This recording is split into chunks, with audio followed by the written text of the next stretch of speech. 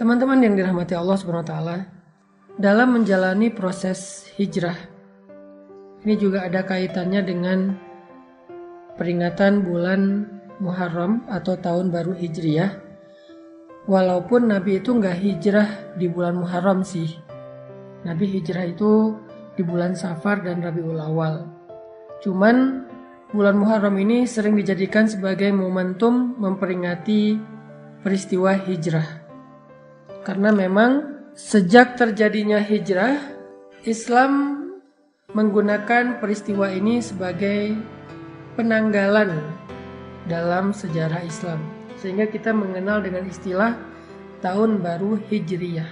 Jadi tahun Hijriyah itu adalah tahun yang diambil namanya dari peristiwa hijrah.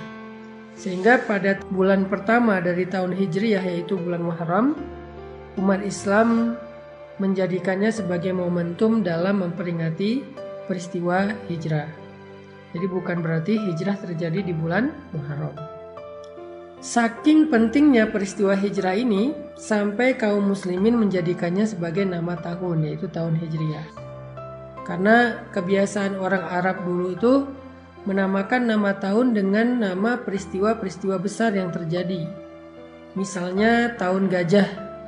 Itu tahun ketika Raja Abraha dari Ethiopia menyerang kota Mekah dan dia dihancurkan oleh pasukan burung ababil. Sehingga tahun itu dikenal dengan nama tahun gajah. Tahun-tahun berikutnya dikenal dengan nama tahun gajah 1, tahun gajah 2, dan seterusnya. Ketika Nabi SAW kehilangan Sayyidah Khadijah, Abu Thalib juga wafat, maka tahun itu dikenal oleh para sahabat dengan nama Amul Huzni, tahun duka cita. Ini menunjukkan bahwa ada kebiasaan orang Arab itu menamakan nama tahun diambil dari peristiwa yang besar yang terjadi dalam kehidupan mereka. Nah, teman-teman yang dirahmati Allah SWT, kalau kita ngomongin tentang hijrah yang memang bertepatan dengan apa yang sedang kita alami sekarang, sebagian besar dari kita ini mungkin baru berhijrah. Ada yang hijrah status. Hijrah status itu dari pacaran jadi nggak pacaran. Ada yang hijrah pekerjaan, dari yang riba meninggalkan riba. Ada yang hijrah penampilan, dari yang nggak berhijab sekarang sudah berhijab, Masya Allah. Ada yang hijrah perilaku, dari yang tadinya marah-marah, emosi, sekarang lebih kalem. Dan banyak lagi varian-varian dari hijrah kita yang intinya dari yang buruk kepada yang baik. Dalam proses hijrah ini, apapun varian dan bentuk hijrah kita, maka ada satu sunnatullah yang berlaku kepada semua orang yang berhijrah. Mau itu Nabi, para sahabat, orang-orang solih sebelum kita, semua mereka akan menjalani sebuah proses dari sunnatullah dalam berhijrah. Para ulama mengatakan dalam hijrah itu ada 2 fase yang akan dialami oleh semua orang yang melakukan proses hijrah. Fase yang pertama kata ulama adalah fase ibtila, dan fase yang kedua adalah fase tamkin. Apa itu fase ibtila? Ibtila itu dari kata bala, yang kemudian menjadi bahasa Indonesia bala. Artinya ujian. Maka nanti teman-teman bisa ngecek di dalam Al-Quran, yaitu surat Al-Ankabut ayat pertama, kedua, dan ketiga. A'udzu billahi minasy syaithanir rajim.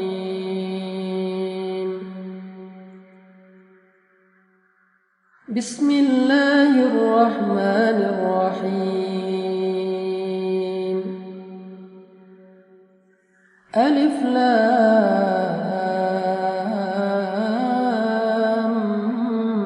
Mim. Ahasiban nasu an yutraku an yaqulu amanna an yaqulu آمنا وهم لا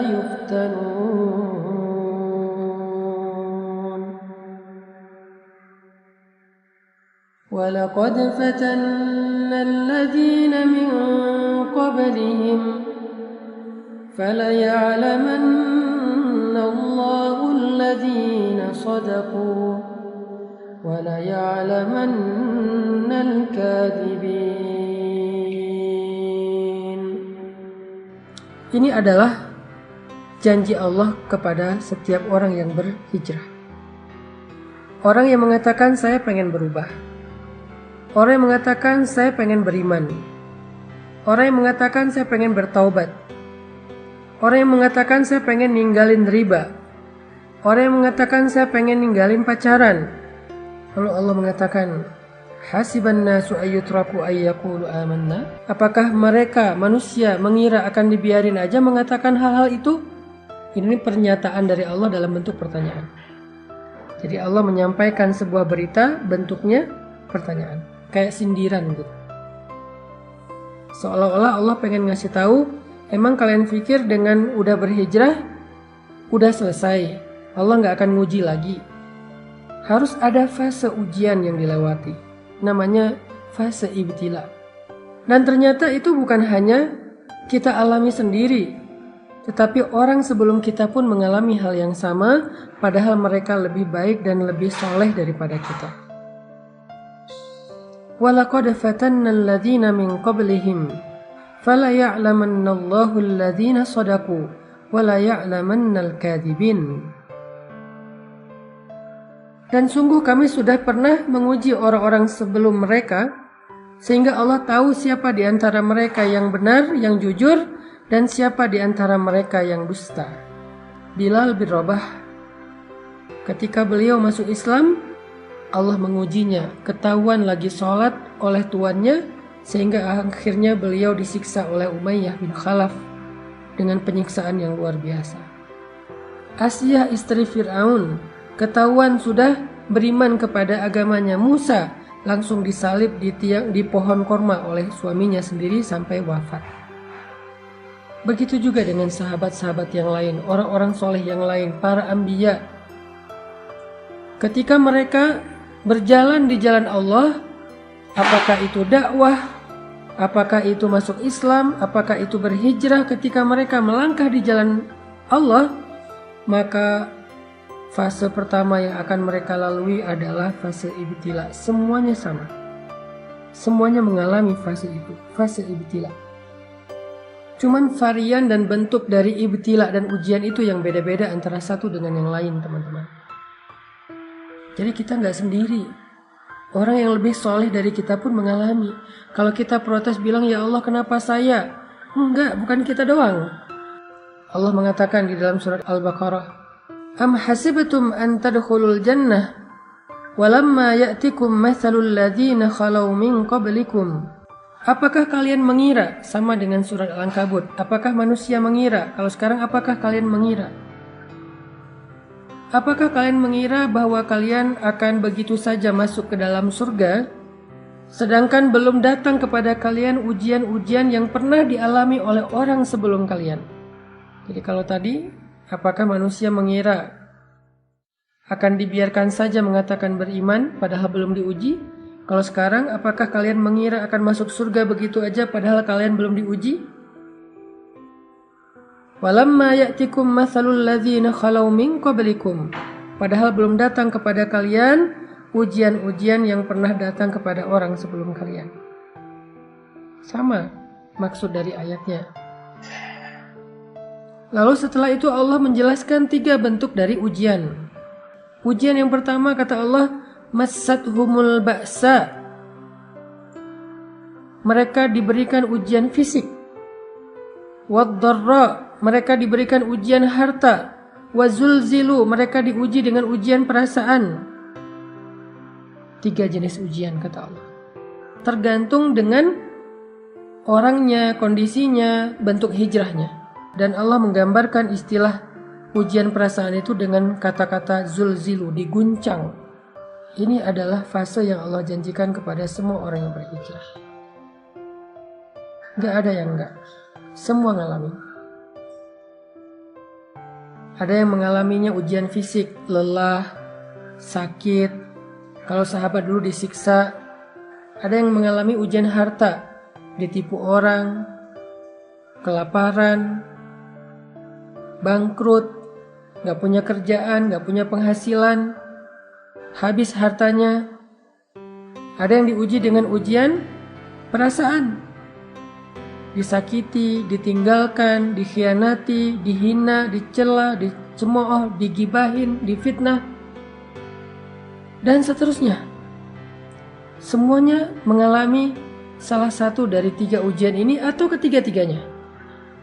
Saking beratnya ujian yang dialami oleh Nabi dan para sahabat, sampai mereka mengatakan, "Mata nasrullah?"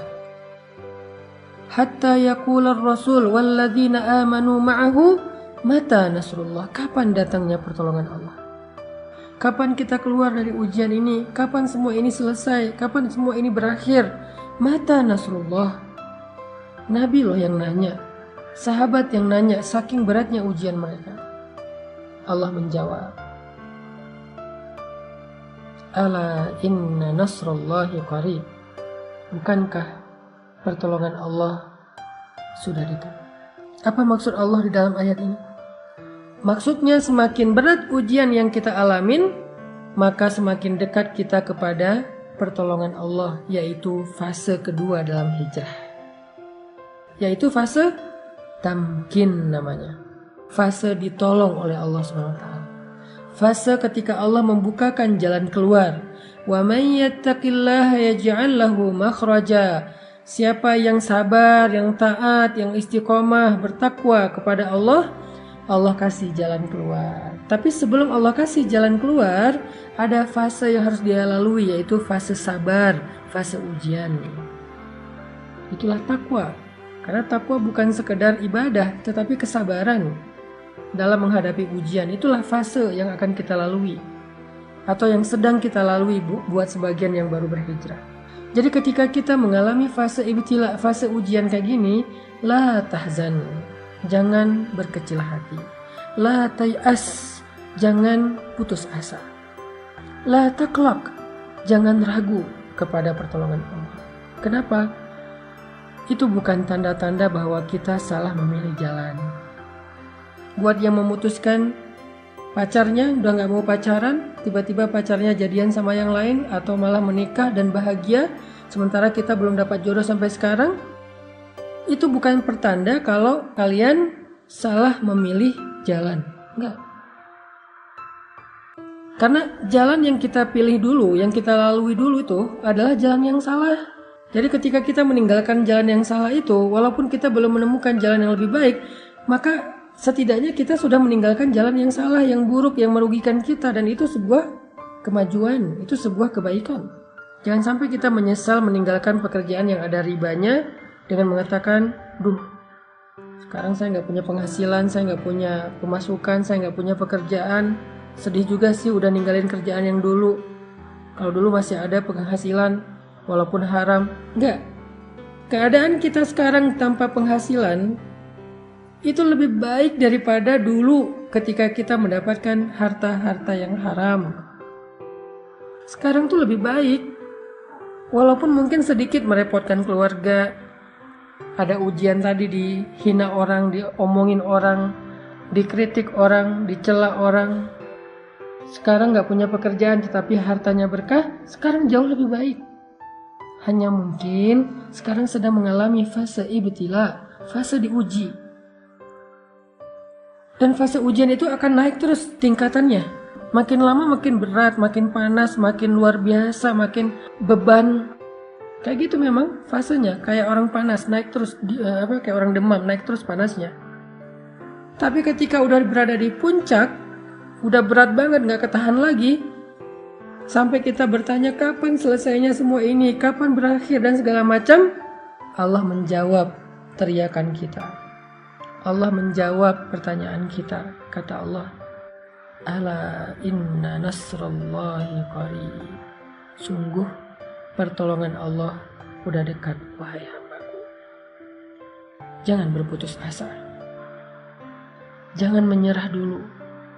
Pertolongan Allah udah dekat. Sabar dikit aja lagi. Karena kalau kamu menyerah sekarang, maka sia-sia semua kesabaranmu selama ini. Karena udah hampir sampai. Kalau balik arah lagi, jauh lagi tuh. Udah tempuh aja perjalanan ini. Sabar dikit, gak punya penghasilan sekarang. Sabar dikit kalau kita jadi single, jomblo sendiri, gak ada siapa-siapa. Di usia yang segini belum dapat jodoh. Dikit lagi.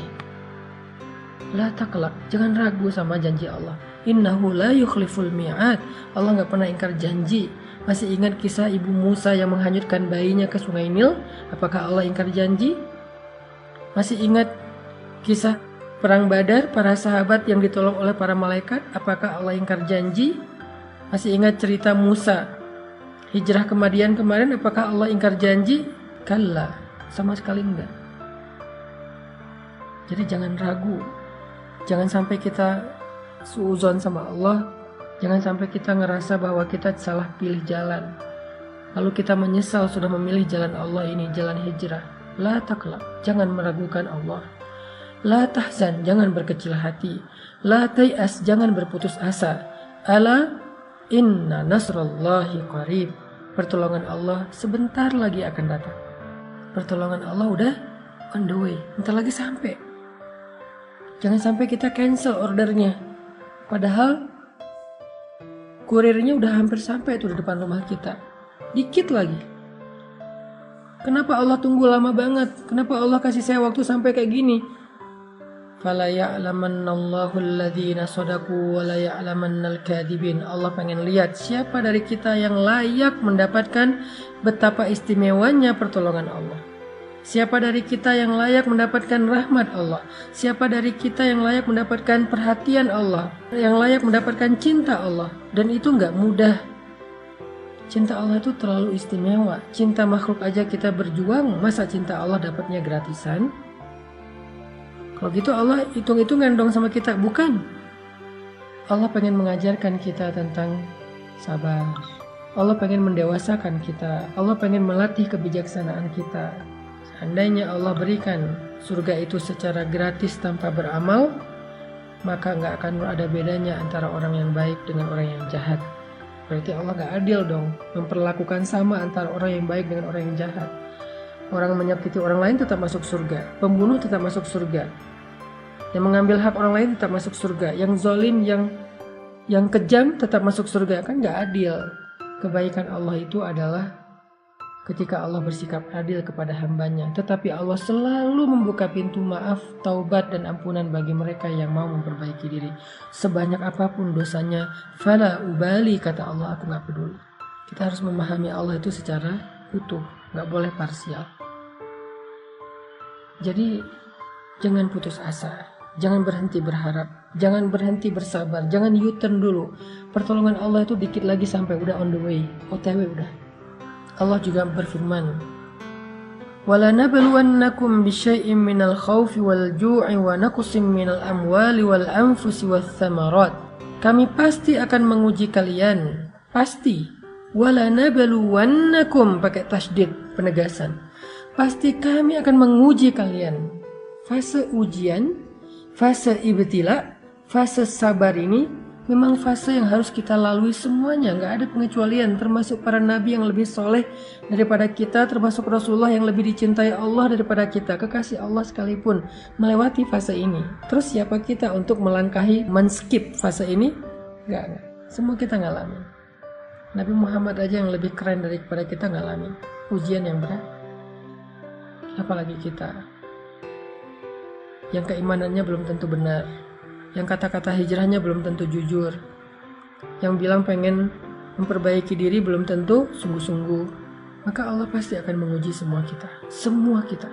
وَلَنَبْلُوَنَّكُمْ, pasti kami akan menguji kalian. Bisyai'in, dengan sedikit rasa, bisyai'in minal khawfi, rasa takut, ujian perasaan. Wal-ju', rasa lapar, ujian harta.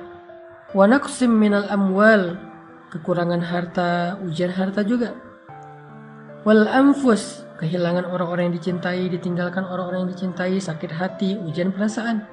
Was samarat, kebunnya nggak berbuah, nggak jadi panen, segala macam. Ujian harta, ujian perasaan, ujian harta, ujian fisik. Lalu di akhir ayat itu apa kata Allah? wa basyiris sabirin. Sampaikan berita gembira kepada orang yang sabar.